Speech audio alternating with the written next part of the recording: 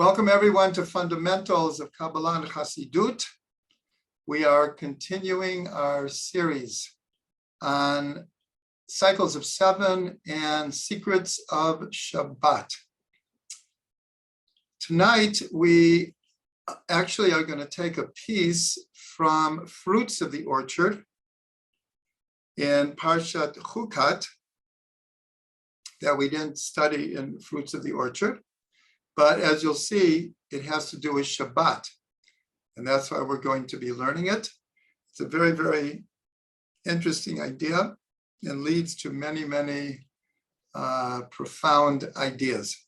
So we're going to start that the conclusion of the 7 days of creation, of course, is a description of Shabbat. And I'm going to read the last passage. We actually say this passage 3 times Friday night. Twice in our prayers and once in Kiddush. So we actually say it 3 times within half an hour of each other. So obviously it's a very, very important statement. And this is the conclusion of the 7 days of creation. But what I want everyone to notice is it's pointed out that the word asher appears 3 times in this passage. Asher is usually translated as that. It's a transitional word, and usually we don't think that much of it because it's just connecting ideas.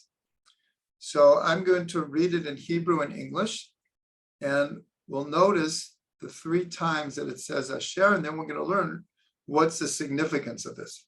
So it says, if anyone wants to follow, it's the 2nd chapter of Genesis, the 1st verse.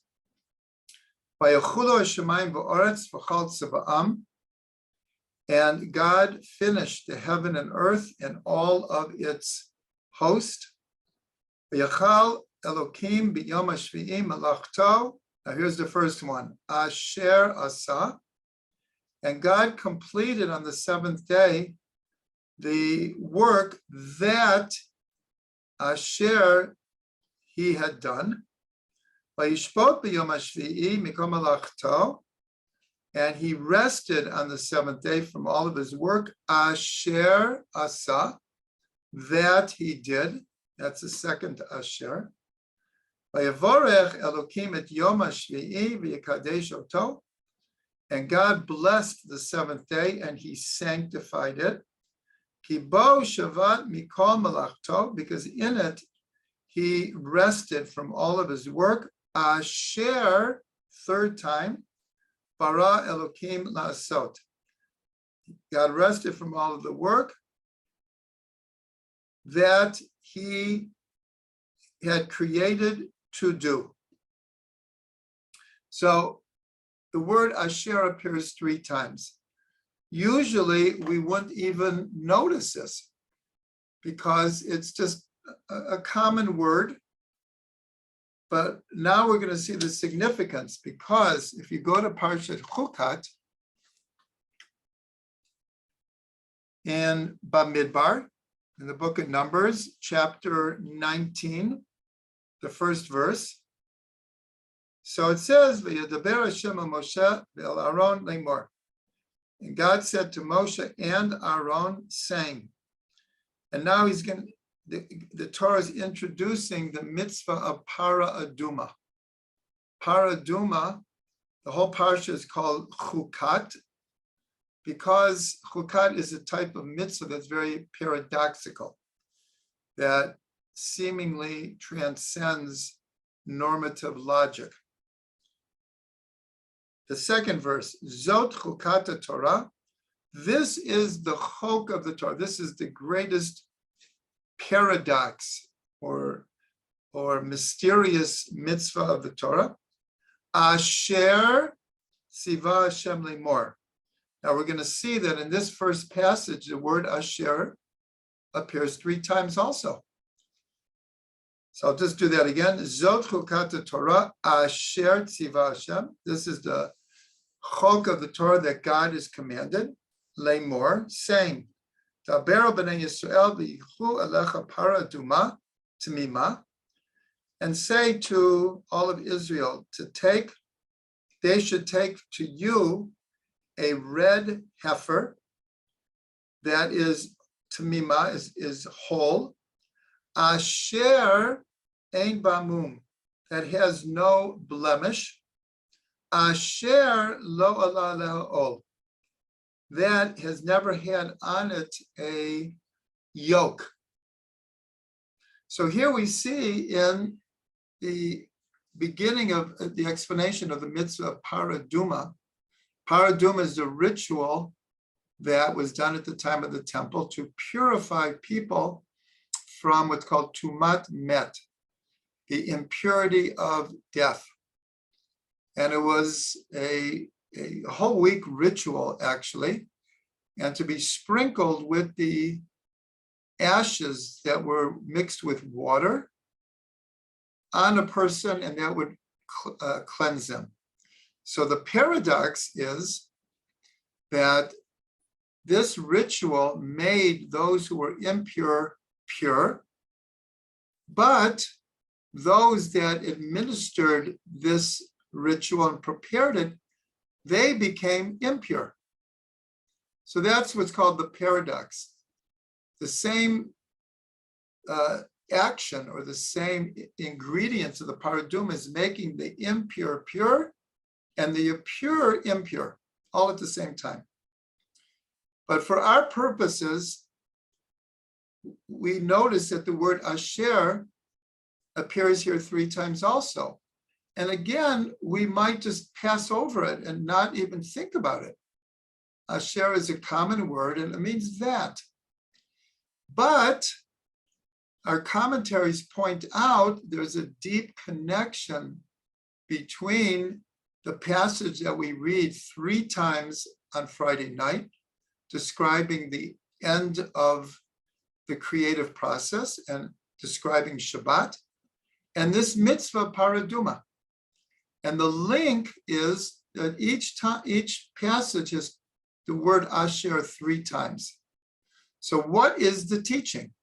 What is the connections? It's actually a very simple teaching that just like the paraduma has the power to purify the impure, Shabbat has the power to purify ourselves from the 6 days of the work week.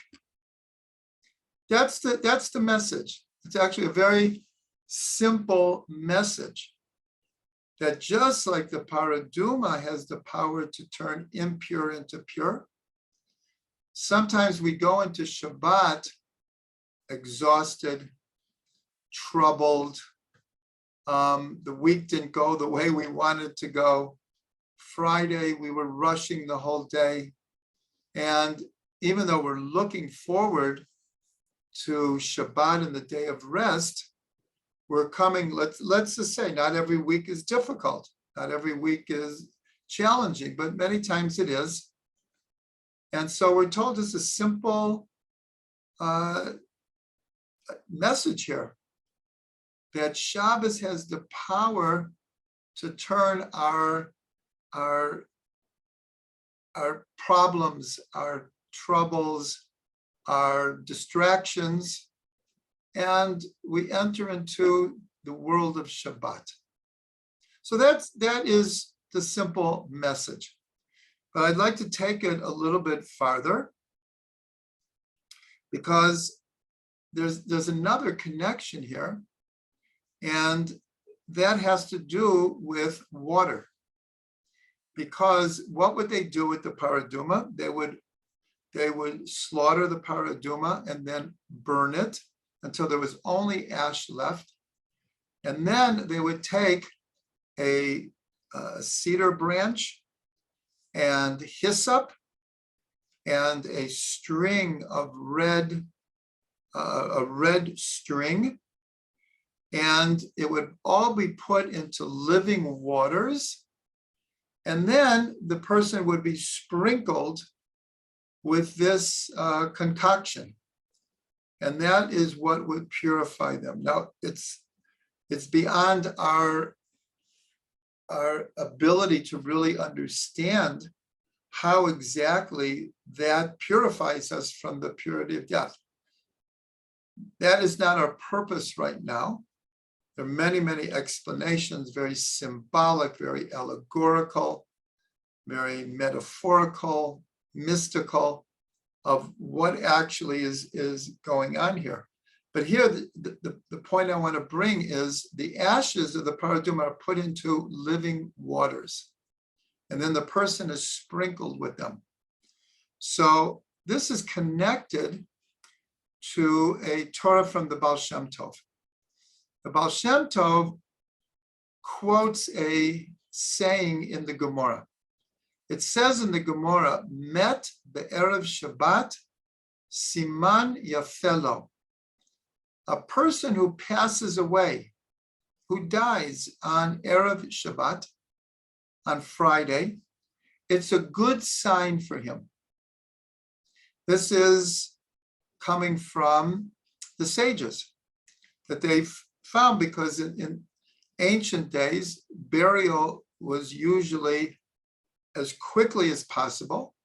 In our day, when people are all over the place, many times the funeral is postponed until the family gets there. And it could be a day or two, sometimes even a little bit more. But to this day in Jerusalem, they don't allow a body not to be buried overnight.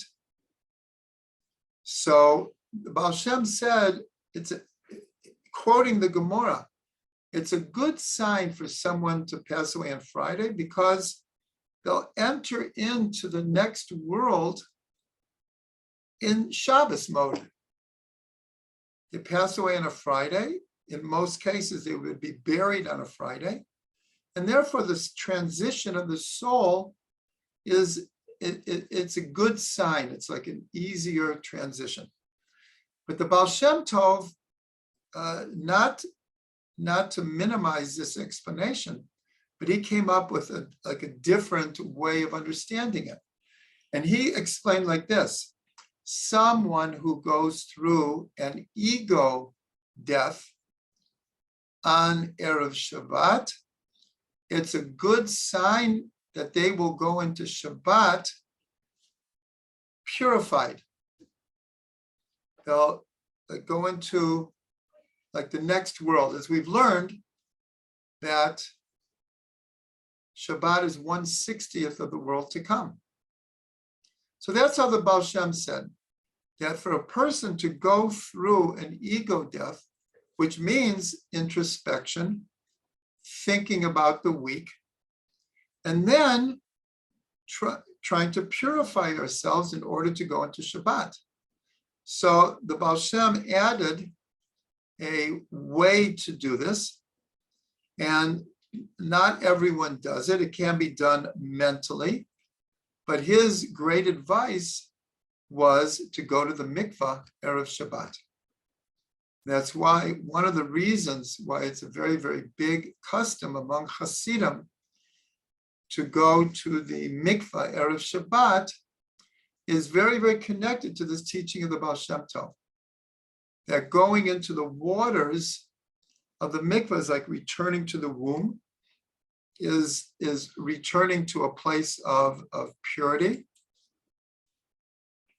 And it helps in the process of coming to transcending one's ego.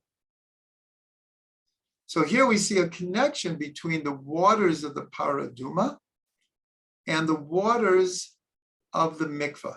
Now, not everyone can get to the mikvah, not everyone goes to the mikvah, but it's still a mental exercise that we could go through to know that we should do a certain amount of cutting loose from the weak, cutting loose from our ego that was, for good reasons, we want to accomplish what we want to accomplish, We want to fulfill our tasks for the week. And so we're very attached to what we're doing and when we're doing it and how we're doing it. And so we could do it mentally also. This idea of cleansing ourselves to go into Shabbat. Okay, so now I want to take the word asher, because we mentioned usually we don't pay much attention to this word asher. But we're going to see now that this word is actually very, very important. It's extremely important. And that's why the commentaries picked up on the fact that the word asher appears 3 times in Vayachulu and 3 times by Paraduma. So a word that we usually maybe don't put much import on, in other contexts is a very important word. So where do we see the word asher? What's the importance of asher? So in the Torah, we know Moshe broke the Luchot. He broke the first tablets of the law. When he came down from Mount Sinai and he saw the people dancing around the golden calf, he felt he had to do something extreme in order to shock the people out of their trance of their connection to this golden calf and to begin the process of tshuva. So he did something very radical. For those who follow Fruits of the Orchard, so just 2 weeks ago, we discussed the different initiatives of Moshe. In other words, Moshe didn't ask God, should I break the Luchot? These were the tablets of the law that God had written, however we understand, with the finger of God. These were the first Luchot. But we don't see that Moshe asked God. He took his own initiative and he broke the Luchot. So later in the Torah, in I believe more than one place, God or the Torah is reviewing what happened with these Luchot. And God says to Moshe, the tablets asher shibarta, that you broke. Notice the word asher shibarta. So the sages say, and Rashi brings us, the sages say, don't read it asher shibarta, that you broke. Read it yesher kochacha asher shibarta. Yesher koach, Moshe, that you broke the tablets. So we learn from this that after the fact, God agreed with Moshe that he had done the wrong thing. Because we might have had a question. Maybe Moshe shouldn't have broken the Luchot. Or why did he break the Luchot? God didn't tell him to break the Luchot. So here, God is confirming. So the sages point out that this verse, asher shibarta, that you broke, can be read, yesher kochacha asher shibarta. Good going, Moshe, that you broke the tablets.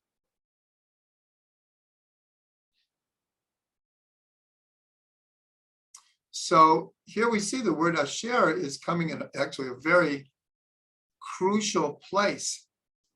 And this is connected a bit to what the Baal Shem was saying. The Baal Shem Tov was saying, right before Shabbos, we need to do some introspection. And if there's some breaking there, we need to fix it. We need to do tshuva. We need to, in a sense, break our own tablets in order to help us to do tshuva.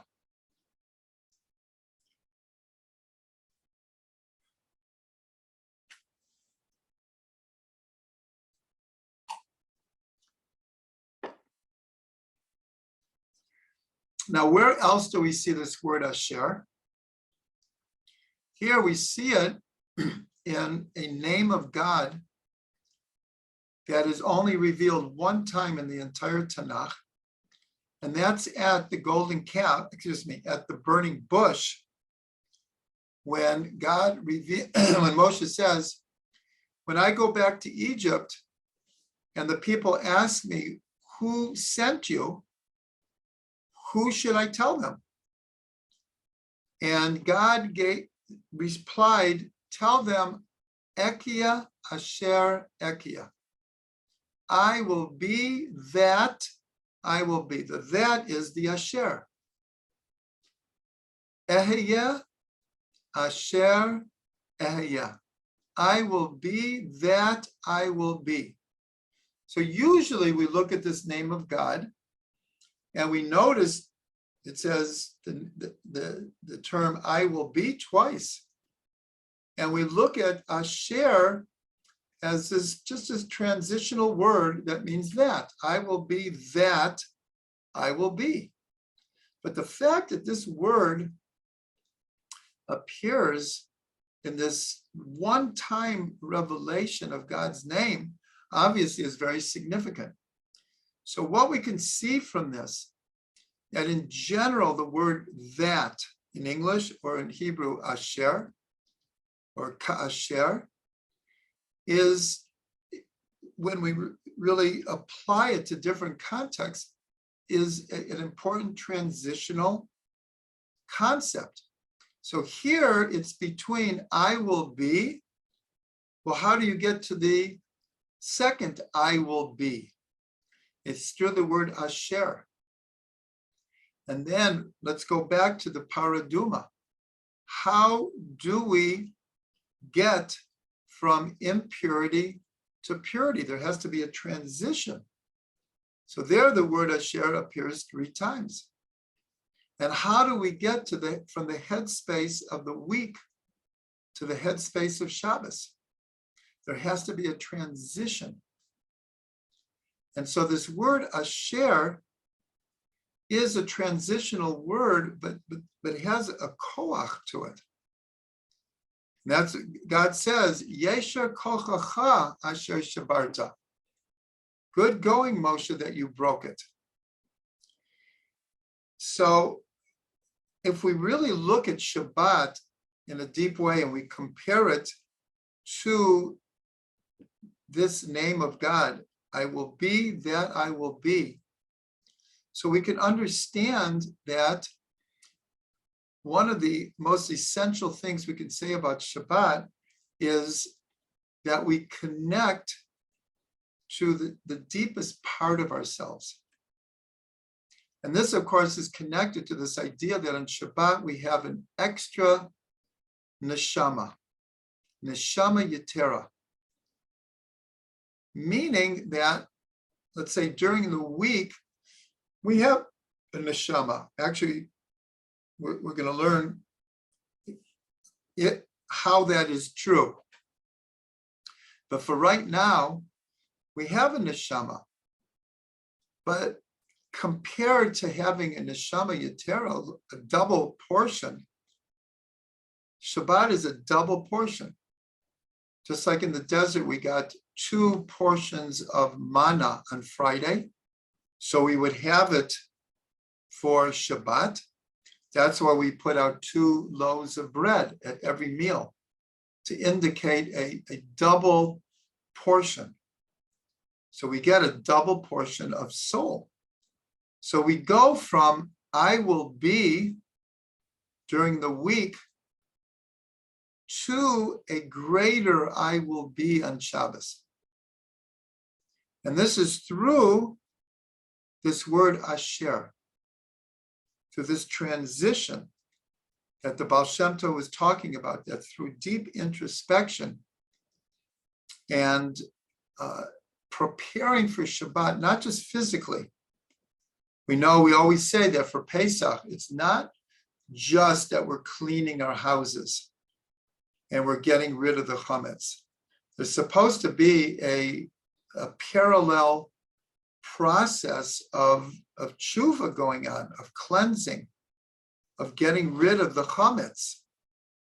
So the same thing, to get from the week to Shabbos, there's more than just physical preparations that help us get to the headspace of Shabbos. And that's hinted to by this word asher, that we usually just think of it as a transitional word, but transitions are very, very important. How do we get from impurity to purity?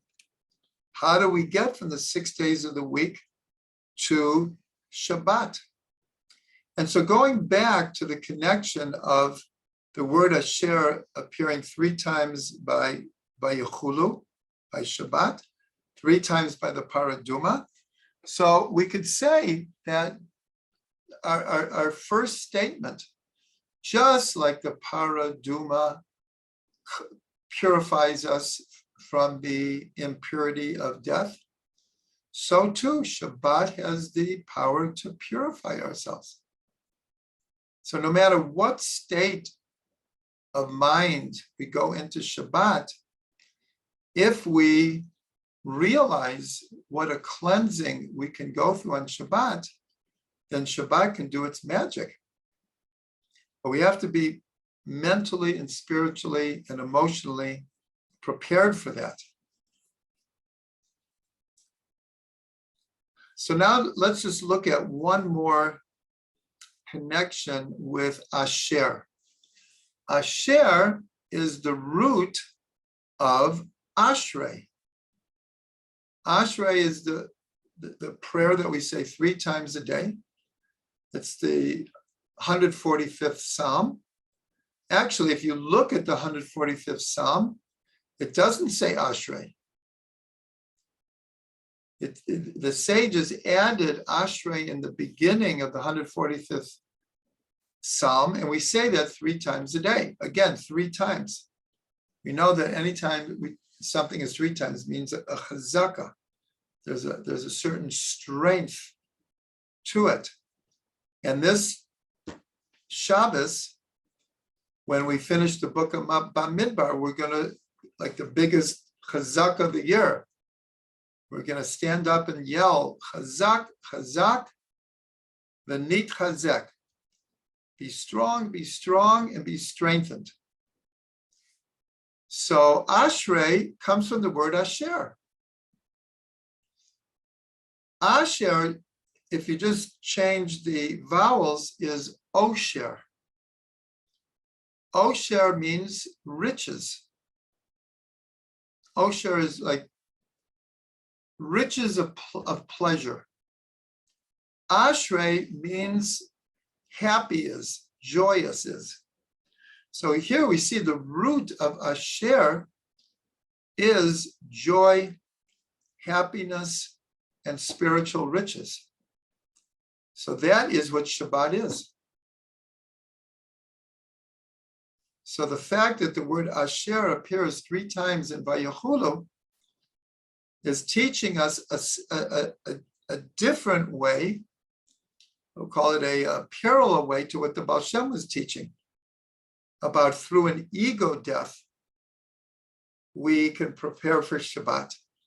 But we can also prepare for Shabbat through being so happy that Shabbos is coming. In other words, you could go into Shabbos and like, oh, wow, I'm so glad the week is over. And okay, you're into Shabbos. Or you could go into Shabbos like, I am so happy it's Shabbos. It's a different way to transition into Shabbos. So asher, osher, ashrei, it's all the same root. And so this is just a very important lesson in life about not just transitions, but how to live life is through a sense of joy. When we have a sense of joy, we can transition pretty much from any state to another state. That the joy is what is the channel, is the bridge to get us to where we're going. Ekia asher ekia. I will be, but then we have to be it. I will be that I will be.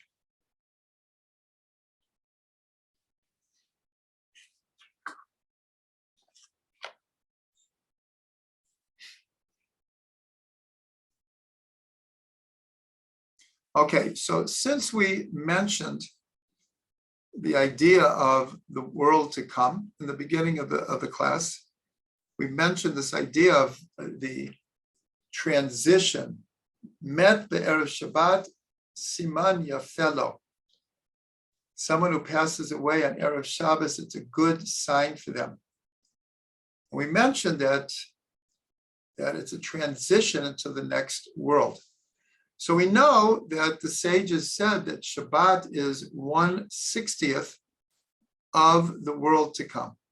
It's 1/60th of the world to come. It comes in a statement about a number of things that are 1/60th. I'm not sure I remember all of them, but dreams are 1/60th of prophecy. Sleep is 1/60th of death. Honey is 1/60th of the manna in the desert. Fire is 1/60th of Gehenna, call it purgatory. There might be more. I think that's most of them. But about Shabbat, Shabbat is 1/60th of the world to come. And I believe early in the series, we learned a little bit about this idea of 1/60th, and we asked a rhetorical question. What's the big deal? 1/60th isn't that much. Why is it compared 1/60th of the world to come? So the Slonim Rebbe in Nativat Shalom gives us a metaphor that if someone falls off of a ship and the ship continues to go and the person is like, save me, and they throw the person a line, the person grabs it, as long as that person is holding on to this rope, they're connected to the ship. If they let go, they're lost at sea. So holding on to this skinny little rope from this huge ship is enough to be connected to the ship. So this idea is also from the Baal Shem Tov. The Baal Shem Tov said that if you hold on to a part, you're holding on to the whole. So Shabbat is 1/60th of the world to come. So if we are living our Shabbat full of joy, full of passion, full of thanks and praise and acknowledgement and peace and everything that goes with Shabbat, we are experiencing a part of the world to come. We have a taste. We're holding on to the world to come. So this leads to a couple important ideas. So first of all, why did they pick 1/60th? Well, one reason is the letter that equals 60 in Gematria is a samach.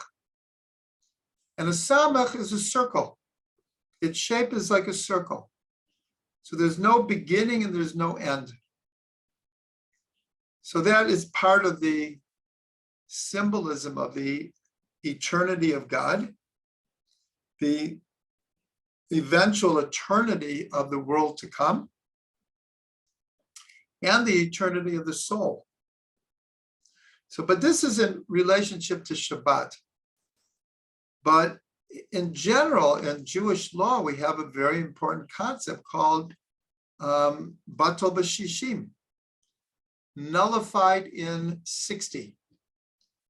That if one part, as long as it's not more than one part or less in relationship to 60 is nullified. The classic example that's always brought is if you drop by mistake, a drop of milk falls into the cholent. If the quantity of cholent in the pot is more than 60 times that little drop, that drop becomes nullified. It doesn't exist anymore. It is absorbed into the meat mixture. If it's more than 1/60th, it doesn't, and it would make the entire cholent treif. So 1/60 is a very important halakhic phenomenon. Now, if you look at two words here that equal 1:60. So you have the word ani, I. Aleph is 1, Nun and Yud equals 60. 50 and 10 equals 60. If you take the letters of ani and you permute them differently, it spells ayin, nothingness, or ein, the ein sof, infinity. So here you have a great paradox and a great teaching that the same letters that form the word ani, which represents ego, also the same letters but permuted differently equals Ein Sof. And so how do you make the transition from Ani to Ein Sof? So that's through batal b'shishim, through self-nullification, through nullifying the ego, or as we were saying before, experiencing an ego death. So this is just a beautiful idea about the idea of the world to come, and the idea of 1/60 and nullification is to experience Shabbat. That's what the Baal Shem was teaching us. To really experience Shabbat, we have to permute our ani to ayin. We're not destroying the ego, but we're just tempering it that we could plug into the ayin, into the infinite nothingness from which everything comes. Now, another word that equals 60 is kli, a vessel. Chaf lamed yud equals 60. So here we see that the message is that we have to become a vessel for the Ein Sof, and through that we will be holding on to the world to come. So this is a very good, simple meditation between the letters ani and ayin. It's an easy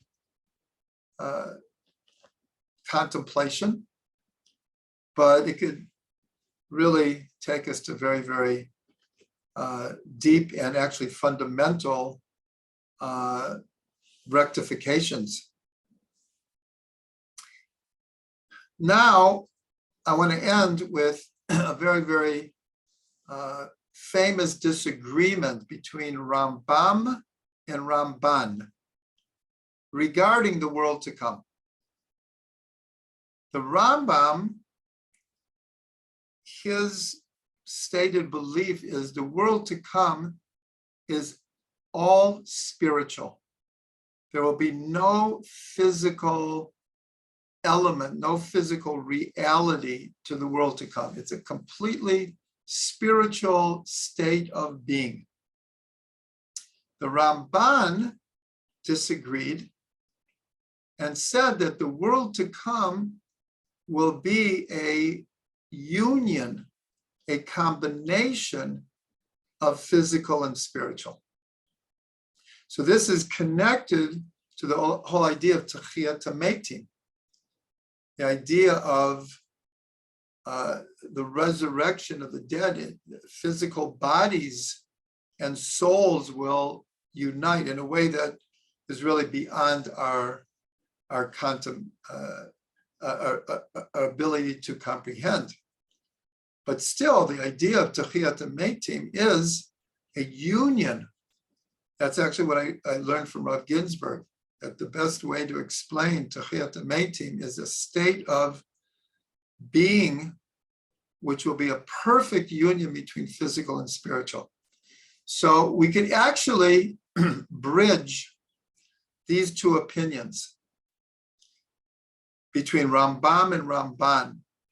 We could say that when the Ramban says it will be a perfect union of physical and spiritual, it could mean that what is being talked about here is that our relationship with physicality will be so spiritual that there will be no division between physical and spiritual. And so therefore, Rambam saying it will be all spiritual, we could understand that the Ramban agrees, but it's just a different type of language. It's just linguistics here of what we're calling spiritual. Now, the reason that that's important is, and I believe we already discussed this, but it's such an important part when we realize the ramifications, is that in the Zohar, Shabbos is called Yom de Nishmata, the day of the soul. Well, we know we get a Neshama Yetera. That makes sense. We know that Shabbos is a much more spiritual day. Hopefully, we take longer in our prayers. We have more time to be relaxed and have kavana. We sit around the table and we have time to eat and discuss and sing. And just everything is more spiritual. But we could say, well, if it's all spiritual day, how come we're eating so much? What's the big deal with these 3 meals? And people, in many cases, the women, prepare like sometimes for days for these meals. And we eat the best food and the best wine. Well, if it's an all spiritual day, why are we celebrating in such a physical way? And then we could say the same thing about the clothes that we wear. On Shabbat, we wear our finest clothes. So you'd say, well, if it's such a spiritual day, does it really matter what kind of physical clothes I'm wearing? It's such a spiritual day. And we go out and we get flowers. And we put our best cutlery down. And we sleep, hopefully. We sleep more than we usually do. Wow, if Shabbos is so spiritual, why am I sleeping so much? And what's the big deal of a Shabbos nap? That's like Kadosh Kadoshim. So all of these ideas is telling us something that the Ramban is trying to get to, is that usually in our minds, we make a division between this is physical and this is spiritual. This is on the material plane. This is on the spiritual, mystical plane. And we kind of like have a dualistic, binary view of the world and our own activities and our own experiences. But what Shabbat is teaching us, and really all of the mitzvot, but we're talking about Shabbat. So Shabbat is teaching us that there can be a union between physical and spiritual. That the eating of Shabbat, it's a spiritual act. Yes, it belongs in some ways to the world of physicality, but it also belongs to the world of spirituality. That's true during the week also. But it's just that Shabbat is the auspicious time. It's the time that we could really, really appreciate how we can make physical and spiritual unify. So this is very connected to the Ramban's view of the world to come.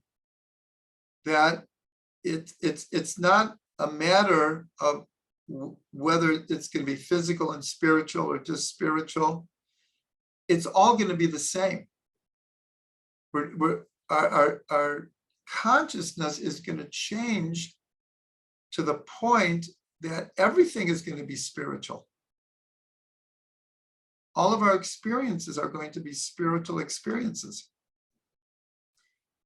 So that's one of the secrets of Shabbat.